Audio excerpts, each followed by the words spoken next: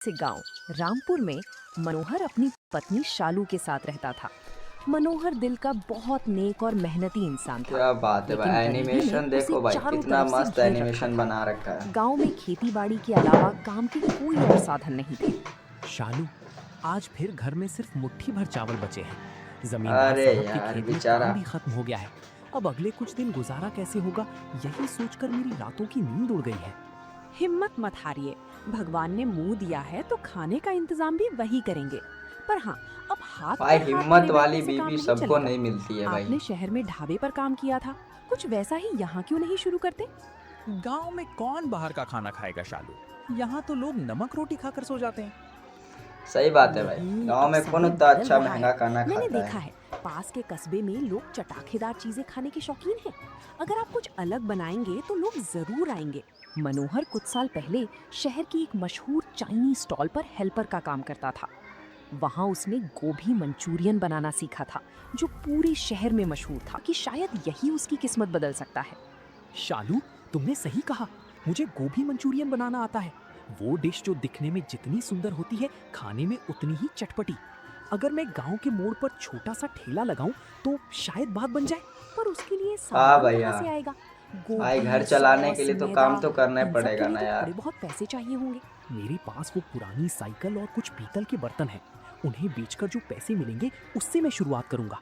अब बस बहुत हो गई ये गरीबी। अब कुछ तो करना ही होगा। मनोहर अपनी पुरानी साइकिल और घर के कुछ बर्तन लेकर कस्बे के बाजार पहुंचा। भारी मन से उसने अपनी यादों को बेचा ताकि भविष्य भाई की नींव रख एनिमेशन तो सके। बहुत तगड़ी उन है पैसों यार। से उसने एक पुराना लकड़ी का ठेला खरीदा और गोभी मंचूरियन बनाने का जरूरी सामान लिया। तभी एक दुकानदार उससे बोलता है, क्यों मनोहर भाई, ये क्या नया काम शुरू कर रहे हो? गांव में ये सब चलेगा क्या? कोशिश करने में क्या बुराई है भाई साहब? मुझे तो सिर्फ मेहनत की रोटी खानी है, चाहे वो मिट्टी खोद कर मिले या खाना बनाकर। रात भर मनोहर और शालू ने बात तो मिलकर सही है यार। ठेले को साफ किया और उसे सजाया। मनोहर ने चूल्हा सेट किया और गोभी को काटकर तैयार किया। उसके चेहरे पर एक अजीब सी चमक थी, एक ऐसी चमक जो सिर्फ उन लोगों के चेहरे पर होती है जो हार मानने भाई को कार्टून्स तैयार यार नहीं होते। बहुत अच्छे लगते ये हैं। लीजिए, मैंने ये मेरे सफेद जैसे कपड़ा बहुत से साफ बंदे करके भाई रख बस दिया है। कार्टून्स ही इसे देखते ठेले पर हैं। बिछा दीजिएगा। और हाँ, अपनी बच्चे से लेके मुस्कुराहट जवान कभी से मत लेके छोड़िएगा। बूढ़े तक लोग आपके सबको हाथ का कार्टून स्वाद पसंद चखने आते के हैं यार। साथ साथ आपकी सादगी भी देखेंगे। तुम ना होती शालू तो शायद मैं आज भी जमींदार की चौखट पर सिर झुकाए खड़ा होता। कल मेरी परीक्षा है। अगर कल कुछ प्लेटें भी बिक गई तो समझो मेरी मेहनत सफल हो गई। जिसके बाद अगली सुबह मनोहर अपना ठेला लेकर क्या गांव बात के है भाई, मुख्य गोभी मोड़ पर पहुंचा। मंचूरियन। वहाँ एक बड़ा सा बरगद का पेड़ था, जहाँ अक्सर लोग पंचायत के लिए या बस के इंतजार में रुकते थे। भाई दुकान तो बहुत मनोहर मस्त ने अपना बना बोर्ड रखी है। लगाया जिस पर टूटी फूटी लिखावट में लिखा था, मनोहर का मशहूर गोभी मंचूरियन। बहुत अरे मस्त मनोहर, लिखा है यार। ये क्या नया तमाशा लगा रखा है? ये गोभी का क्या बना रहे हो? ये गोभी मंचूरियन है काका। एक बार चक्कर देखिए, शहर की याद आ जाएगी। बिल्कुल ताजा और चटपटा। कहो तो लगा दूं एक प्लेट? भाई देखने में ही शुरुआत मस्त के लग कुछ रहा है घंटे यार। तो सन्नाटा रहा। लोग आते, देखते और मुस्कुराकर चले स्टार्टिंग में तो जाते। ऐसा ही होता मनोहर है। का दिल बैठने लगा था। उसे लगा कि शायद उसका लोगों को फैसला भी गलत विश्वास था। नहीं हो रहा होगा ना लेकिन फिर तभी क्या गांव क्या का एक बेच रहा है, जवान कैसा लड़का होगा। जो शहर से छुट्टियां बिताने आया था, इसीलिए वहां रुका। अरे, यहाँ मंचूरियन? भाई साहब, एक प्लेट लगाना जरा। देखते हैं गांव में शहर वाला स्वाद मिलता है या नहीं। अभी लीजिए बाबूजी, एकदम गरम गरम।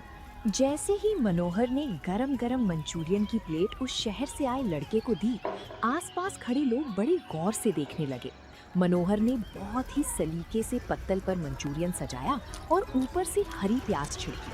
तभी उस लड़के ने गोभी मंचूरियन का एक टुकड़ा खाकर मनोहर से कहा, वाह भाई, कमाल कर दिया आपने। मैंने बड़े बड़े शहरों के होटलों में मंचूरियन खाया है, पर ऐसा कुरकुरा और मसालेदार स्वाद कहीं नहीं मिला।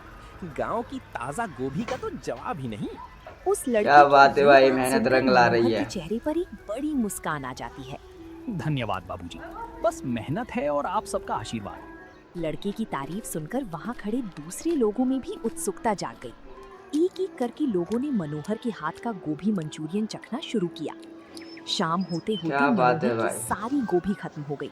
पहले वो दिन ही खाली इतना बर्तन अच्छा लेकर जब धंधा घर चला। लौटा, तो उसके कदमों में एक अलग ही ऊर्जा थी। घर पहुंचकर वो शालू को पैसे देते हुए कहता है, देखो शालू, आज पहले ही दिन गोभी मंचूरियन की सारी प्लेटें बिक गई।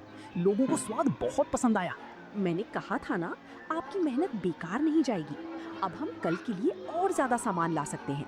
हाँ, कल मैं थोक मंडी से गोभी लाऊंगा। लेकिन शालू, मुझे एक बात का डर है। गांव के कुछ लोग आज मुझे अजीब नजरों से देख रहे थे, खास तौर पर ऐसा मुखिया तो जी के होता है आदमी। भाई, उन्हें जब शायद तुम मेरे तरक्की लिए करोगे आगे तो बढ़ना 4 पसंद नहीं आदमी आता। तुम्हारे आगे पीछे आप तुम्हें बस रोकने अपने के लिए काम पर लगे ध्यान जाएंगे। दीजिए।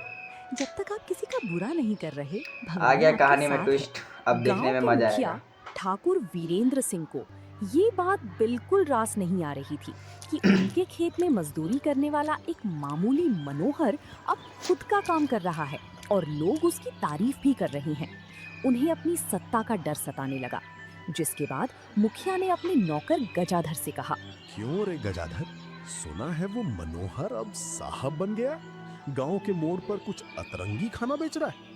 हाँ सरकार, पूरे गांव में उसी के चर्चे हैं। अब देखना वो भाई कह ये रहे कि क्या क्या वो तो अब दिमाग लगाएगा मजदूरी उसको, करने भी नहीं मतलब आएगा। उसकी डुबाने कमाई के तो अब लिए, हम सबसे उसकी ज्यादा मतलब होने वाली है। सारी मेहनत को बर्बाद करने के कल लिए। तक जो हमारे पैरों की जूती था, वो आज अपनी दुकान देख रहे हो चलाएगा। भाई किस अगर तरह सब जलते ऐसे हैं ही लोग अपनी गांव में। दुकानें खोलने लगे तो हमारे खेतों में हल कौन चलाएगा? गजाधर, कुछ ऐसा कर कि उसका ये धंधा शुरू होने से पहले ही बंद हो। मनोहर आज बहुत खुश था। उसने आज ज्यादा सामान तैयार किया था। तभी गजाधर अपने कुछ साथियों के साथ वहां पहुंचता है। ओए मनोहर, ये क्या गंदगी फैला रखी है तूने यहाँ? ये मोड़ पंचायत की जमीन है, यहाँ ठेला लगाने की इजाजत किसने दी तुझे? गजाधर भैया, मैं तो सालों से यहाँ लोगों को बैठते देखता हूँ। मैंने सोचा थोड़ा किनारे अपना ठेला लगाकर काम कर लूँ, किसी को कोई दिक्कत नहीं सही हो बात रही है यार। दिक्कत हमें हो रही फिर है। पंचायत ये की जो जमीन पे अजीब सी किसका हक चीजें होता है फैला बे? है, इससे लोगों की तबीयत खराब हो गई तो कौन जिम्मेदार होगा? चल, ये सारा ताम झाम यहाँ से हटा, वरना हमें उठाना आता है। भैया, आज का सामान बिक जाने दीजिए, बहुत पैसा लगा है इसमें। कल से मैं कहीं और देख लूंगा। अभी के अभी हटा। ये गांव है, शहर का बाजार नहीं जो तू यहाँ अपनी मनमानी चलाएगा। देख रहे हो भाई, गजाधर ने मनोहर का कुछ सामान नीचे गिरा दिया। मनोहर की आंखों में आंसू आ गए, पर वो अकेला क्या करता। उसे बेचारे के साथ चुपचाप बहुत अपना गलत कर अपमान रहा है सहना यार। पड़ा। गांव के लोग भी मुखिया के डर से चुपचाप देखते रहे। मनोहर जब घर लौटा तो उसके कपड़े गंदे थे और आंखों में मायूसी। वो चुपचाप आंगन के कोने में बैठ गया। शालू ने जब टूटी हुई कढ़ाई और बिखरा हुआ सामान देखा तो वो सब समझ गई, जिसके बाद भी मनोहर के पास जाती है और कहती है, उन्होंने फिर से तंग किया ना, मुखिया जी के आदमियों ने। शालू, गांव में गरीब का सपना देखना भी गुनाह है। गजाधर ने मेरा सारा सामान फेंक दिया, कहने लगे कि ये पंचायत की जमीन है। अब मैं कहाँ जाऊंगा? जो पैसे बचाए थे वो तो मिट्टी में मिल गए। जमीन उनकी हो सकती है, पर आपके हाथों का हुनर उनका नहीं है। वो ठेला रोक सकते हैं, आपकी मेहनत नहीं। अगर मोड़ भाई पर ऐसी जगह नहीं है, बुद्धिमान तो हम बीवी अपने इस सबको छोटे नहीं से घर मिलती के है बाहर यार। से काम शुरू करेंगे। पर यहाँ कौन आएगा? ये तो गांव की आखिरी गली है। स्वाद ऐसी चीज है जो रास्ता खुद बना लेता है। आप हिम्मत मत हारिए। देख हम रहे हो ना कल फिर भाई? से शुरुआत करेंगे, चाहे कम सामान से ही सही। अगले दिन मनोहर ने हार नहीं मानी। उसने अपने घर के बाहर एक छोटी सी मेज लगाई और चूल्हा जलाया, और शालू ने जगह को साफ सुथरा बनाया। जिसके बाद मनोहर ने फिर से गोभी काटना शुरू किया। हे भगवान, बस लाज रख लेना। आज अगर बोहनी नहीं हुई तो कल से चूल्हा जलना मुश्किल हो जाएगा। काफी देर तक कोई नहीं आया। तभी वही शहर वाला लगा जिसने पहली दिन मंचूरियन खाया था, वहां से गुजरा।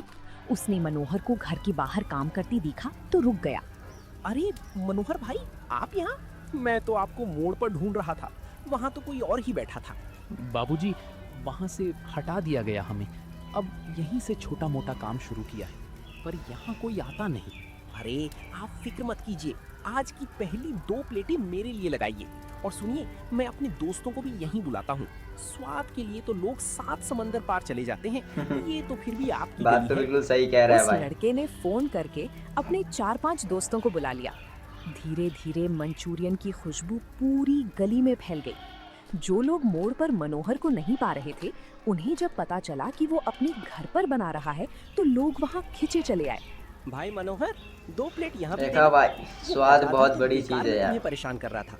असली स्वाद तो तुम्हारे हाथों में है। अभी देता हूँ काका, आप 5 मिनट रुकिए, मैं अभी परोसता हूँ। उस दिन मनोहर ने मोड़ से भी ज्यादा कमाई की। उसे समझ आ गया कि अगर नीयत साफ हो तो रास्ता अपने आप बन जाता है।